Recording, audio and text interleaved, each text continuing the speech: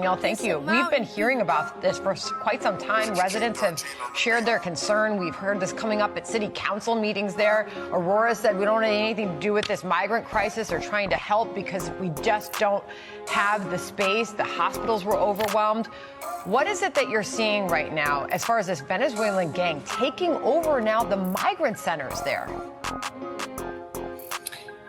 It's unreal. It's unreal. Residents tell me they feel like they are living in a third world country at this point. They are going block by block. They are going apartment complex by apartment complex. They are taking it over. I think the city doesn't really know how to handle it. So the city is burying certain properties that have been taken over by this Trendy Aragua gang, burying them with code violations and playing it off as if this is just simply code violations.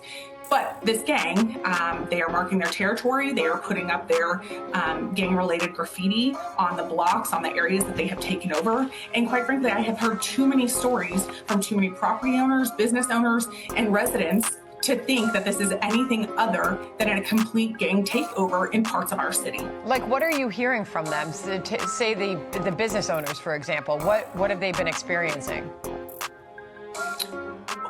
Break-ins, violence, kicking doors in. I had one property owner tell me that a tenant literally vanished from their property to this day. They don't know what happened to that tenant. His phone was shut off. They had not collected rent. They went, knocked on the door to get into the unit.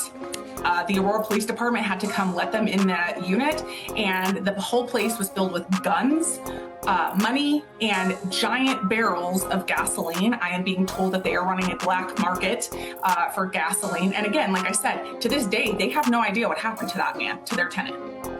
Just reading through what we know about Cookie Monster. I'm sure you've heard about this local gang leader by now. This is according to the reporting in the New York Post. This person has set up operations with the other gang members there in Aurora. This person allegedly took part in a brutal assault at an apartment complex there in Aurora. In March 2024, was arrested and charged with several felony assault charges, but was bailed out of custody and failed to show up in court. July 2024, just a couple months ago, arrested for allegedly carrying out a shooting at the same apartment where the previous assault occurred. One of your biggest points is, and we've heard this from others, is that Denver initially downplayed the concerns about this gang takeover. Where's the city now on this, and what are they doing about it? I mean, we've heard that the Venezuelan gang had green-lighted their members to attack police when confronted. That's right. And Denver remains silent on the issue. Our governor remains silent on this issue. But the city of Aurora, we are taking a very different approach. We are trying to expose everything that we can. The Aurora Police Department just formed a gang task force. I have heard of this Cookie Monster and that he is the shot caller for this gang in the area. I have visited many of these properties. One time I stepped out of my vehicle and an alert whistle, this is how they're communicating, by whistling. An alert whistle happened and I very quickly had to get back in my car. They have people posted all around different properties, up and down different blocks. They're watching, they're communicating. This is no less than a complete gang takeover. I have heard of this Cookie Monster. I have heard he was arrested, and the fact that he is back out on the streets is an epic failure to the people of Aurora and the entire state of Colorado. I just want to finish up with this warning from the FBI director, if we still have it, from Director Wray. This was in April of this year, when he was warning about the rise of this Venezuelan gang. Listen.